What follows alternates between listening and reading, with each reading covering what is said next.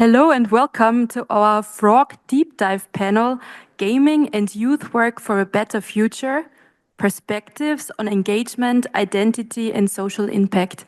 My name is Viktoria Halbmayr and I look forward to guiding you through today's discussion.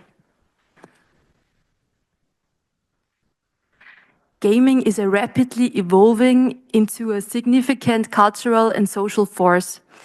In this panel discussion, we will look closely at the complex and diverse role of gaming in the context of youth work, addressing the key question, how can gaming be a powerful tool for engaging young people, educating them, and supporting their social development?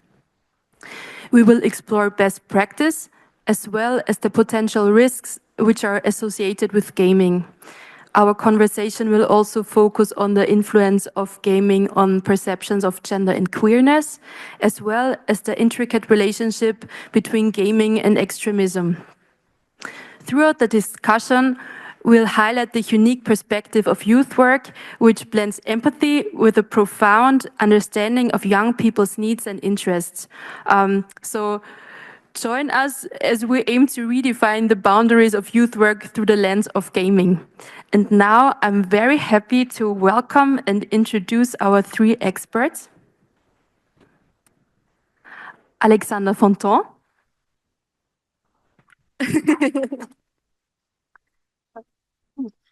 Paula Gludovatz. And Susanne Studeny. Alexander is a social worker and social pedagogue at the Extremism Advice Center, where he focuses on helping individuals and their friends, family to exit and distance themselves from extremism.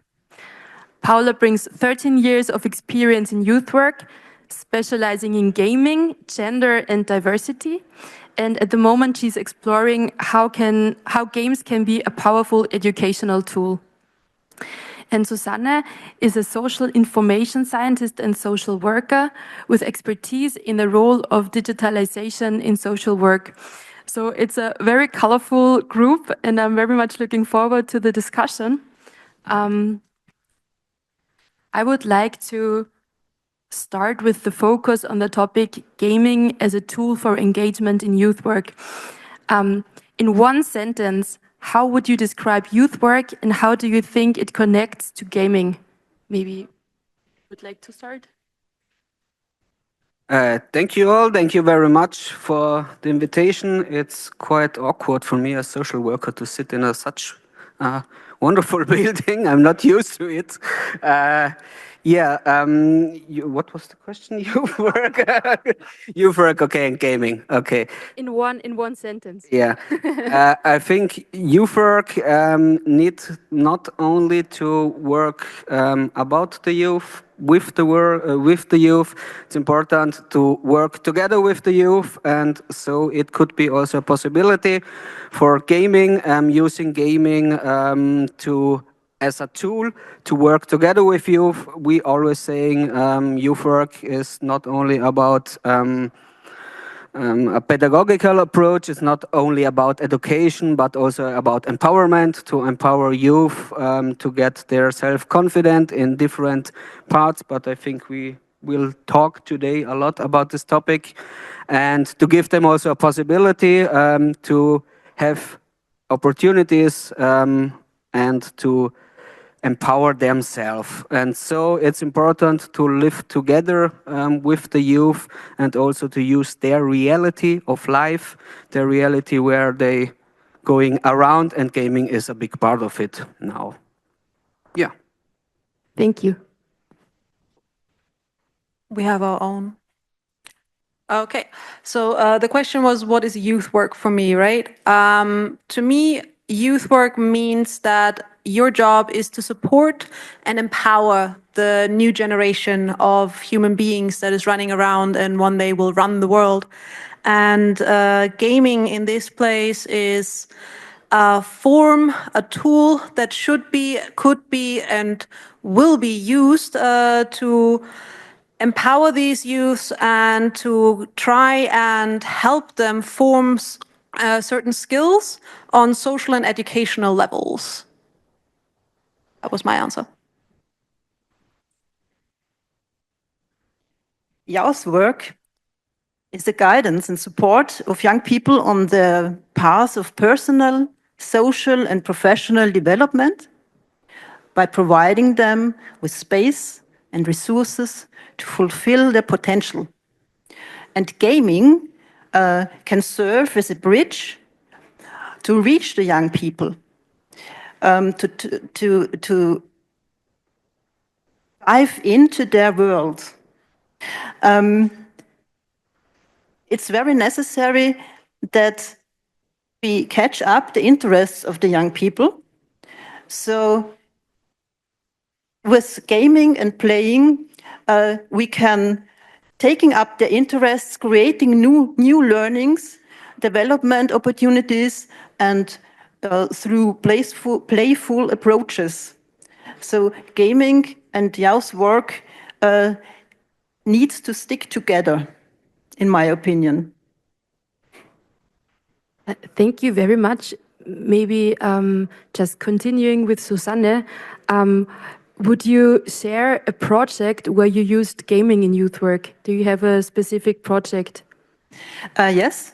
I have spoken to young people about the topic of data protection and how personal data is handled. And I used a game called Data Dealer for this. I don't know if somebody have ever heard about this game. Yeah, I see some. Yeah. Data Dealer is an educational game about data protection and personal data. In this game, the players are data dealers who try to collect and sell as much personal data as possible and make a profit of it. And the game playfully demonstrates how easy it is to collect and misuse data, and makes player aware of the importance of handling personal information correctly. So Data Dealer is well suited to show young people why data protection is important and what the danger of data misuse are. It offers an entertaining way to explain how companies collect data and why it is important to protect personal data. And during the game and after the game, after playing, we talked about the topics and discussed about it so that the Yaos could reflect about the topics. I think you mentioned a very important point of youth work in the context of gaming. It is a tool. It opens the door to the world of the teenagers, but also it has there is a big potential to make it an educational tool. As you said, the youth are playing the game, but with playing, they get aware of the necessity of data protection and learn for life through the game, actually. Paula, do you also would like to share one of your projects? Project for, sorry, you need to repeat the question, I'm sorry. Do you have a project where you used gaming in youth work? Okay, yes, I did. One of the last projects I did was we built a shelf in the youth center where we stored the PlayStations and all kinds of gaming consoles, which were then connected to either a beamer or several TV screens so that the kids could actually play together or against each other. And we not only built it together, I also went with the kids to buy the PlayStations, the controllers. We discussed what games they would want, what games they would love to play against each other, what games they would love to play with each other. And of course, in the beginning, it was only kids that identified as males that would interact with me on this project. However, as soon as I presented the games to to the girls, suddenly there were no more boys. There was nobody except for girls. They were surrounding me and they wanted to use the hammers, they wanted to use the saw, they wanted to go shopping, and shopping not for anything typical, but actually for the games themselves. And they wanted VR goggles. They wanted nothing more than VR goggles, and they wanted to play Beat Saber. And I am quoting a girl, I want to beat something up and not get punished for it.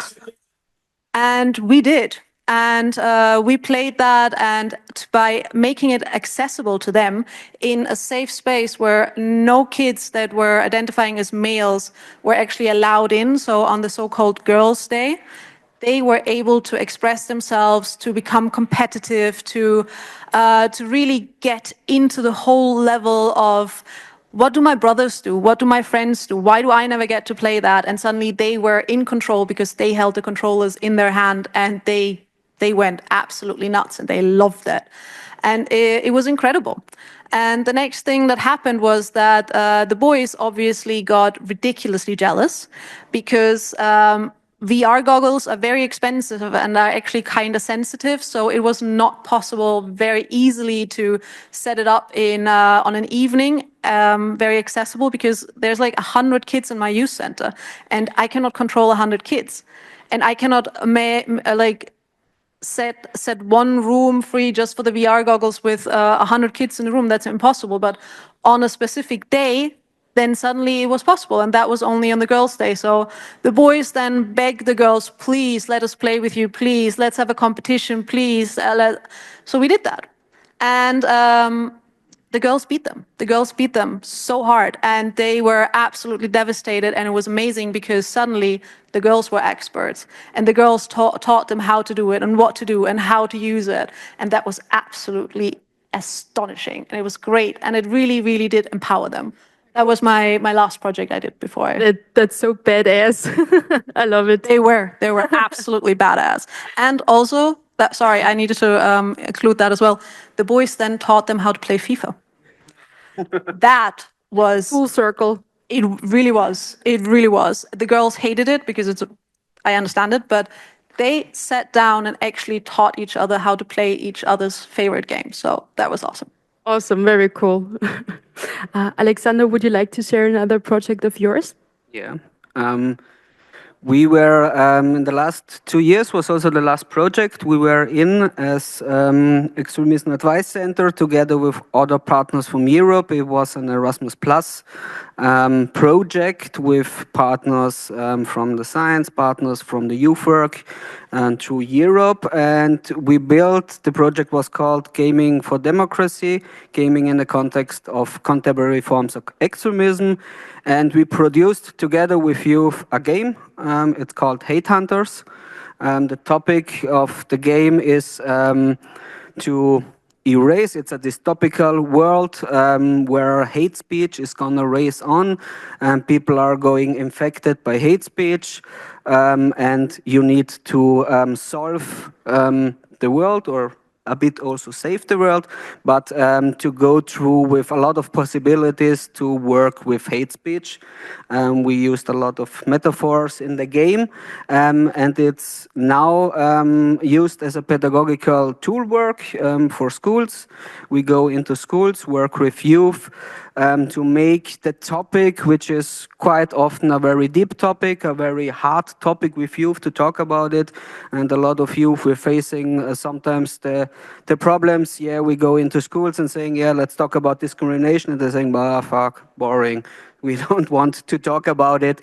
And so gaming could be a good possibility to open this field and to work with them. And the main special thing of this project was that it was a co-creation work with youth. We get the youth into the step of the creation of the game. We worked also together with a gaming company in the very first beginnings of the steps, what means also in the research step, then in the creation of the levels, creation of the design, creation of the characters, creation of literation, narration, and everything else. And we gave them an opportunity to put in their own biographies, their own stories about their lives, about their experience of extremism, experience of discrimination, of hate speech, or especially about toxic behavior. And it was quite a good process. We worked with a group of more or less 20 youth. And we did the same experience that at the beginning it was every boy was on the topic, but we then found out that the girls were more interested in developing the game, more interested, more into it, when a lot of young male get bored about it, when it was on the way to working together on something. And it was really interesting to see this development, but nevertheless, we tried to take a lot of effort in it that youth can build also their own game. It was sometimes a bit tricky because they had ideas which are not compatible with our ideas, and we get into dialogue, in discussion, what is good and what is not so good. And a funny part of it was that at the beginning, at the first version of the game, at the testing version, they said the levels are way too easy. Then the company did it so strong, the levels, so difficult the levels, that a lot of youth didn't complete the final boss. So we need to get a step back and say, okay, maybe we do a mix of it. It was quite interesting also in this way. Yeah. Can I ask a question for that? Yeah, sure. Do you have any sort of language barrier or an experience with where language and gaming was actually, they were helping each other for a child to grow? So it's actually two questions. Was there an issue with language barriers, and did you notice that some children might have gained a more profound understanding of the language? To clarify, we worked with youth from 14 above, 14 to 18 was the main target group. So we didn't work with children on this base. Doing it was an EU project. We did it in 3 languages. It was in English, German, and Danish.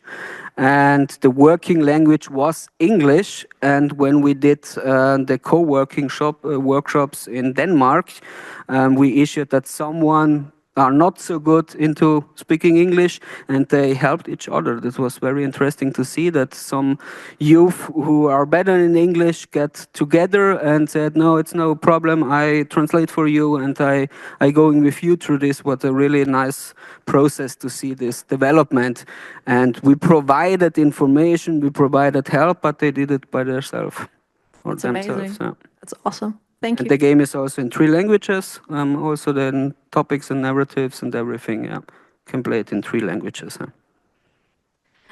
What you mentioned earlier is through the game they experienced maybe situations where they themselves felt maybe discriminated or unsure, and it is somehow known that young people often feel related to gaming when they are not interested in more traditional activities. From your experience, and whoever would like to answer that question, how does gaming appeal to young people who feel disconnected from regular education or social activities? I can start. We started the project together with, it's called VUC Workspace, which integrates youth or working with youth who are not integrated in the classical school system. I'm missing the English word, zweiter Arbeitsmarkt. Secondary workspaces. So a lot of youth, we from the beginning we started with a kind of youth who does not feel to get into the real world, not get into the basic systems we know, basic systems of education, basic systems of school. So it was for us a good start to give also them an opportunity to do something for themselves, but do something for the others and get this empowerment to do this approach. And yeah, that we had a lot of, I would say, introverted youths, which had difficulties to socialize, difficulties to get in touch with others. But in the gaming world, it was totally different part. We had I remember one young male who was totally in the group, totally introverted, and in the game chats he was totally outraged. So, and it was really interesting to see the development, how he gets connected in the real world and in the online world. And that's also approach we set to saying, okay, when we talk about youth, we are generations maybe who can divide between offline and online work. For a lot of young people, it's normal to have these two parts together, and online world is a big part of their normal social life, and that's important to recognize this and work with this topic. Yeah. Maybe as a special under question for Paula and for your field, how have you seen gaming encourage creativity, critical thinking, or personal growth among marginalized youth, especially related to gender and diversity? It grows quite a lot as a lot of kids that are not able to actually express themselves or their sexuality, their real identity. The traditional gender roles are quite constraining. So through gaming, they can experience freedom and they can create themselves again or in a new way. So in a lot of ways, kids that are unable to express their true selves in the real world are able to be themselves in games where you are able to create a character. So in games such as, for example, kind of a little bit also Fortnite, funnily, they love that. I had one kid that was, I believe now they identify as non-binary, loved playing Fortnite because they were able to switch. They were able to switch between characters that are presenting as male, female, or as a pancake. I think he or as a frog or something. They really loved that character. I remember that. So for them, it was a possibility to express themselves and flee and live in their own private reality that for them helped them survive the constraints that their real life gave them at that time, because at certain age times, you're just not able to break free if you don't have the support at home or from other places. So the gaming helped them become who they are now and help them survive, quite literally, because it gave them a kind of like a source of releasing that tension of having to wear certain clothes, having to have a certain kind of hairstyle, all of that. Everything they had to, they could drop and shed and be who they were in a game. And another game that I remember that was really important for a personal friend of mine was Animal Crossing, because they could build a home, how they wanted to live and what they would love to have. And for them in their process of transition, it helped them relive childhood trauma and actually pass through it and become whole again and not heal that trauma, but understand it and then live from that. So yes, gaming in that sense absolutely creates an environment that helps kids, teenagers, human beings to be someone they might not be able to be in their real life. I would like to stay longer on the topic gaming, gender, and identity. Gaming is often seen as a male-dominated space, as we already heard from the panel, but we're seeing more diverse participation. How do you think gaming can challenge gender stereotypes and foster inclusivity for queer and gender diverse youth? Susanne. I'm really old for the gaming. Yeah, I am 52 years old, and why I tell you this? Because when I was young, nobody blamed women playing. It is a process that becomes last 10, 12 years, 15 years maybe. Yeah, so this stereotypes and this man-dominated gaming scene is a young version of gaming. Yeah, so we have the challenge that the society and the gaming is a picture of each other. So if you have problems in the society, you will see it in the game. And this is the problem. When we don't change our society, we will not change the game. To add on that, programming, for example, was actually a women-dominated field in the very beginning when we were trying to put a human being on the moon. And only when they realized that programming is actually extremely important and it's profitable, it was taken away. And actually, black women were the first people who were able to program the computers and all of that. So I love that point. Thank you. Maybe also to take one more step deeper, can you share an example of how you've used gaming to address these gender dynamics in your work? I mean, you were already speaking about that PlayStation shelf. Yeah, actually, when it comes, we had in my youth center, in my last youth center, we had quite a lot of queer kids that kind of came because I'm very outspoken about my queerness. And one of the kids played a mobile phone game. I don't remember the name, but it's very typical, where you have a doll and you get to dress it up and you get to take care of it. It's kind of like a newer version of a Tamagotchi, which you can personalize a little bit more. And they were using that to figure out who they want to be. And through that game, and by them explaining to me what they were doing, we were actually starting to talk about gender. And other kids then went, they came and they started a discussion. What does it mean to be a female? What does it mean to be male? What does it mean to, what does bravery mean, for example? How do you express that as a woman? How do you express that as a child? How do you express that as a man? All of that. So here, that's what we did.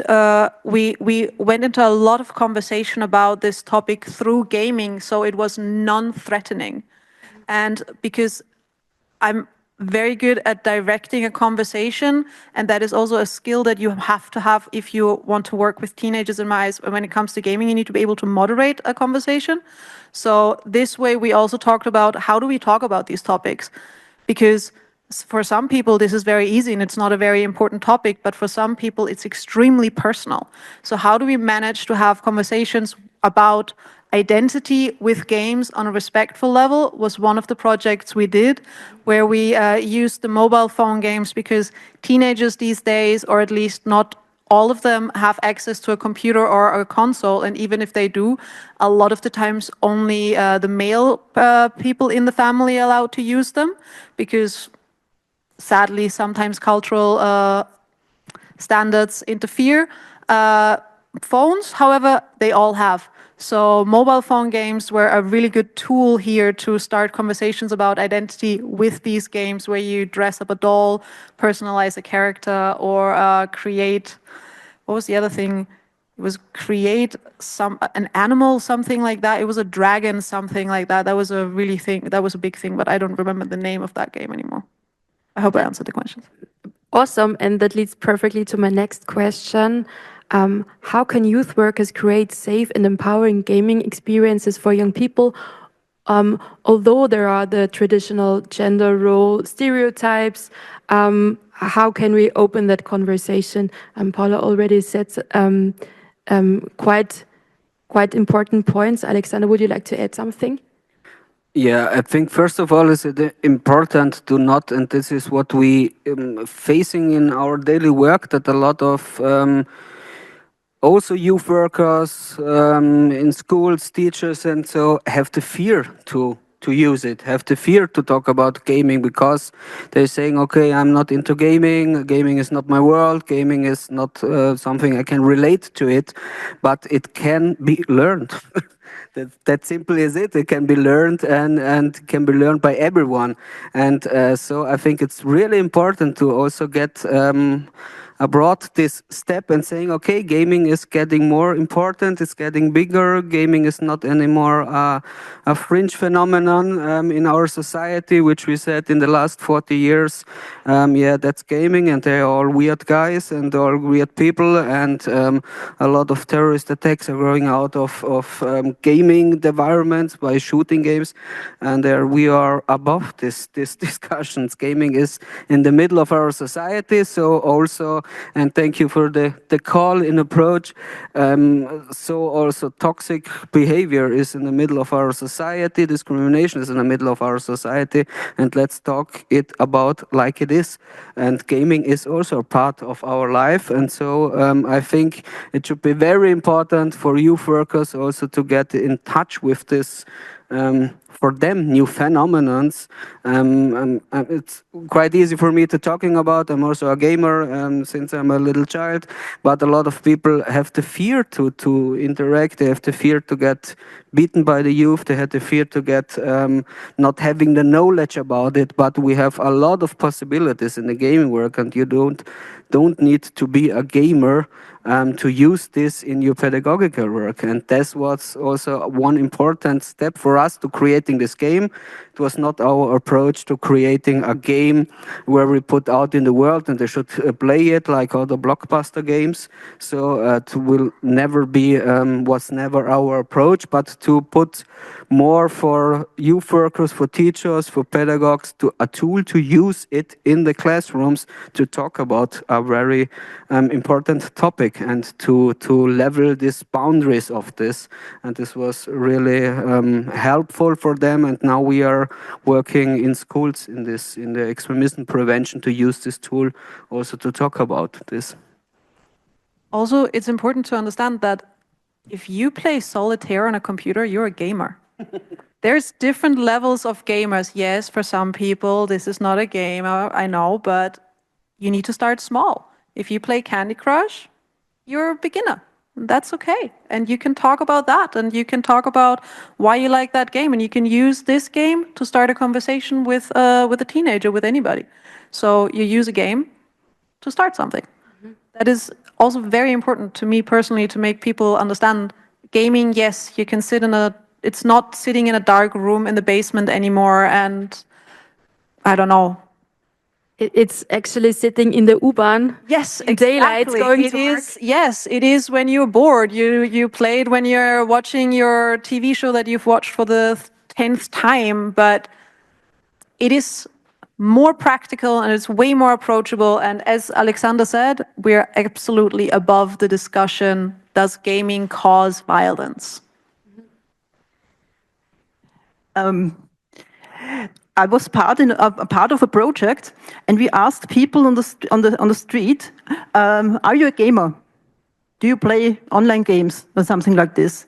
And many people told us, "No, I'm not a gamer." And then we asked deeper, "What do you do with the smartphone? What are you doing at home?" And as you say, small games are games too. And from the people, 80% who told us, "No, we are not a gamer," suddenly 20% are not a gamer. Maybe, Susanne, one more question for you from your scientific work. How does digital literacy help young people engage critically with the stories? Like the gaming narratives are coming often with stereotypes on gender roles. And so that would be my question. How does digital literacy help young people engage critically with these stories? Before I answer this question, I have to search because you asked me a question I don't find here in my things. Yeah, my English is not so good, so I have a cheat sheet. in the games, cheating, you know, no? Yeah, it's totally allowed. Okay. Digital literacy is really very important for young people. It's important that young people learn to think critical about everything, the analog world and the gaming world. And this, as I said before, should stick together. So they have to learn to think critical about stories in games, especially topics such as gender or identity. And youth workers have to help them, to support them, that they can understand how role models and stereotypes and diversity are shown in games, and how this can influence their view of themselves, because it does something with the gamer, and the world, the view of the world. If I play games with stereotypes, then maybe after a time I think as the game design. And so digital literacy helps us to think critical about this. And in this, I think it's very important. Yeah. Thank you very much. I'd like to change a bit our focus and continue with gaming and extremism prevention. My first question on that topic is, there are concerns that some gaming communities may encourage extremism. How real is this threat, and why are gaming environments vulnerable to radicalization? Maybe Alexander? Yeah, I think we need, when we talk about extremism, we always need to get a step further. And we always saying, and that's what we experience, that's what researchers are saying, but there's also what people or young people are saying we work with. It doesn't start only with one thing, it starts with a lot of things. When people get radicalized, that's a lot of things who are behind this. It's not a one-way section. There are a lot of opportunities also, and it's not only and ever one trigger we can use, and then okay, for example, someone is playing Call of Duty and 6 months later he's going to war, so that's too simple to explain how radicalization is working. Radicalization is also something who can have to do a lot with emotions of people, of needs of people, of feelings of people, and when they are not still in facing them, or have a possibility to fulfill these needs, to fulfill these emotions in the real world or in their normal world, radicalization or extremistic narratives can be interesting. So, and when we're talking about extremism and gaming, so there are extremistic groups who are using gaming for them. Sadly, we have one extremistic right-wing group in Austria who is also developing games to put in their homophobic and racist narratives in the gaming world. They are not such successful, so I don't talk anymore about them, but they use gaming for them. But more is that a lot of extremistic groups also saw the importance of gaming. They saw gaming is interesting for young people.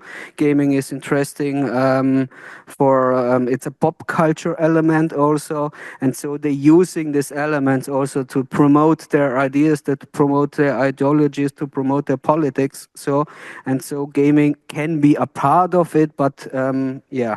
Because as we opened that discussion, gaming is the door to the world of the young people. It is, you can have a connection to them in their private room, into their thoughts. That's why it's so powerful. In your work you already spoke about gaming for democracy. How have you tackled this issue? We tackled with the same approach. I explained before that it was quite tricky for us to tackle and saying, okay, this is radicalization, or this is extremism, and this is not radicalization. We always saying this is never a good approach in extremism prevention, because this is what extremist groups are doing. They telling people who are the good guys and who are the bad guys. So, and this is very important to break these narratives. What we choose, we didn't not put in discrimination forms in a way where we reproduce discrimination forms like homophobia, sexism, racism, but we put in forms that it can be dangerous, it can be tricky to see them, it can be tricky to develop ways to counter them, and we focused on the way how we can work together as society that this extremistic narratives, this extremistic ideologies are not having a part in the digital world. And we talked a lot with the young people about it, and we talked a lot about it. What can you do when you're facing this in the internet? What do you do? What possibilities have you? Have you other people you can talk with it about it when you are target hate speech, when you target toxic behavior? And we faced a lot of possibilities for them to go through how we can manage this, and not facing only what is extremism and oh my god, it's extremism is bad. So more what we can do together to prevent it, and we put on the focus on it. Yeah. How can gaming be used proactively to prevent extremism and promote democratic values, critical thinking, and resilience among young people? You already gave us some ideas. Is there anything one of you would like to add on that topic? Yes, I think everything what you said is right, and I would top it with the following: youth workers should know about these phenomena, and not only know games and gaming, and know the platforms where the gamers are, Steam, Twitch, Discord, etc. And then they should know how to connect people there. Many youth workers in my surrounding didn't know Discord. I made a workshop with youth workers in Vorarlberg. About 60% never heard about it. So the point is, it's missing the basic digital competence what the gaming part is. So there is much work to be done, so that the youth workers have the basics, and then they can set up programs against it. And for example, they could use games which shows extremism. Maybe I can, in my mind, is hopping a game. Does any one of you know Through the Darkest of Times? Did you hear about? Oh, many. Okay. This is a strategy game for those who never heard about it, set up during the Nazi era in Germany. And the players take on the role of the leader of a resistance group in Berlin and try to fight against the regime without being detected. The game shows the challenge and dangers that people in the resistance faced, and offers a realistic depiction of historical events. And it's a suitable tool, in my opinion, for learning more about these dark periods. And a youth worker never will find this game if he doesn't know, for example, Steam. That's a really good point. We had quite a similar experience where in my company, I was asked to introduce the youth workers, or the ones that wanted to gaming and the world of gaming, and they did not know Steam. They did not know how to download a game. They did not know Discord. Some didn't even know how to turn on a PlayStation. So when I prepared a workshop with a friend, we actually had to basically cancel all of our ideas and give them a basic understanding, like level of knowledge of how to even start a PlayStation. So, but however, that was like, it started, the dice started rolling, and it was a snowball effect. More questions came, more need was seen. So that was awesome.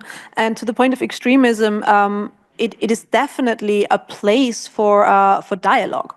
It is not the game that creates an extreme human being. It is the communication and the discussion afterwards.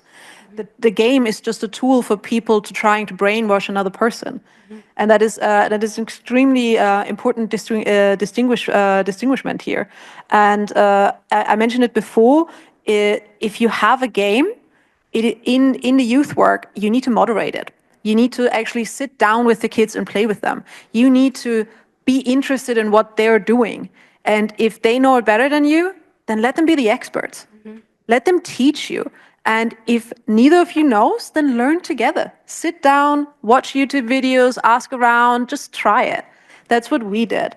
And that had a lot of impact. And we also, for example, discussed why were the bad people in shooting games always portrayed as with a darker shade or with a beard? Where were the female bad people? Why were there no women shooting at you? Why was it only men, for example? And that was actually really awesome, because we really got into really good conversations about this, because we had an issue between religious groups in one of my youth centers, and that helped a lot to diffuse some situations. So thank you for that input. That's really good. And another fact that is a bit difficult for youth workers is the law. We cannot play all the games that the kids want to play because of legal restrictions. So that makes it really difficult, and that makes it a bit more iffy, especially also you have to separate them. And that makes it really, really difficult, because why am I not allowed to play Battlefield if I'm allowed to play it at home? Yeah. So as a youth worker, this is this is a big issue. However, there are places in Vienna where you can actually go and play, for example, Area 52. There you have a moderator, there's a person there, there's an adult there that will help the teenagers actually go through a game, explain everything.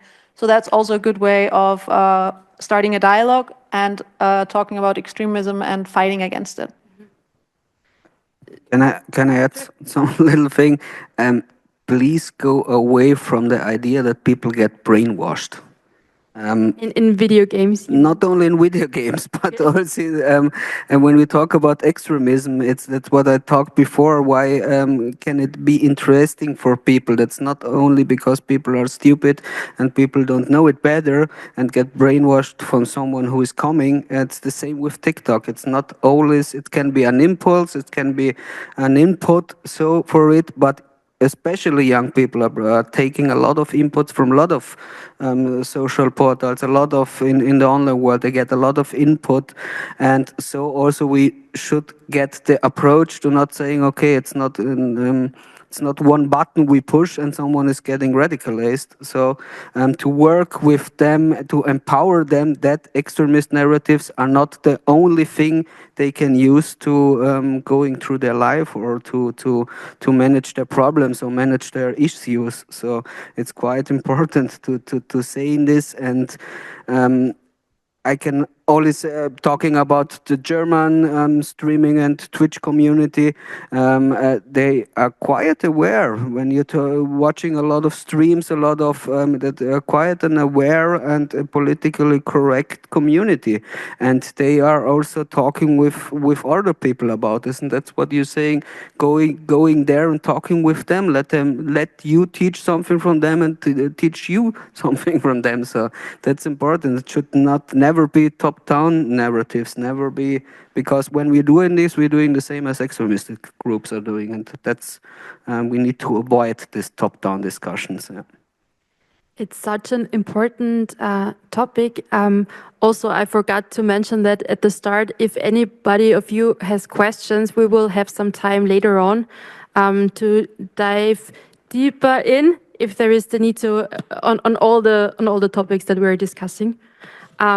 I would like to move on now to actually have time later for the questions. We've looked at gaming from different angles. Engagement, identity, and extremism. How do you see the future of gaming shaping the field of youth work over the next decade, Susanne?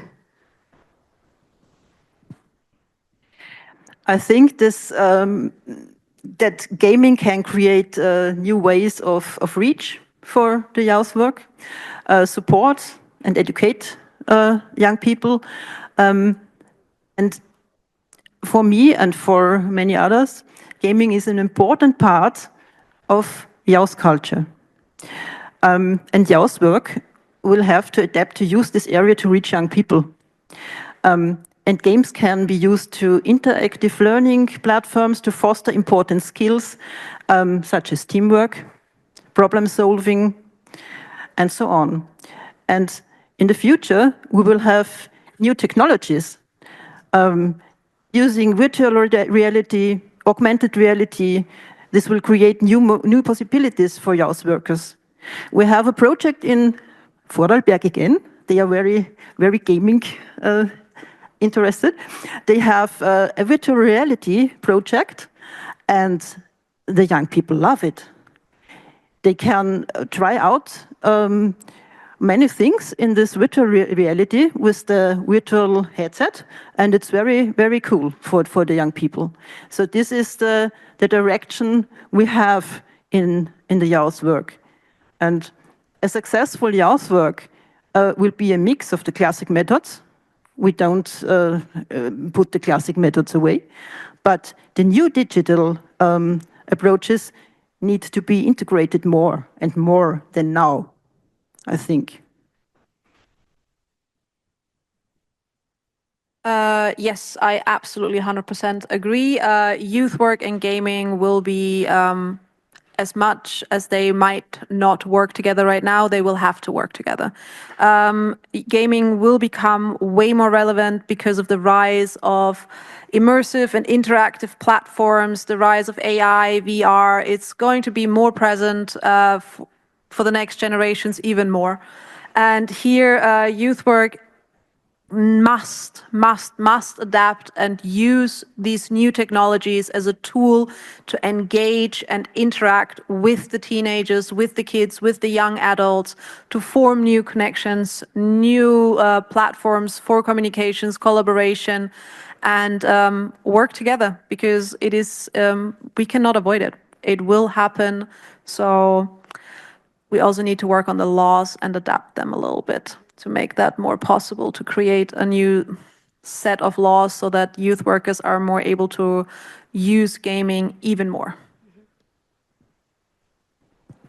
And more resources, please, for it. That would actually be the perfect the perfect ending. But I would like to add one more question. What advice would you give to youth workers or educators who want to start using gaming in their work but don't know how to begin?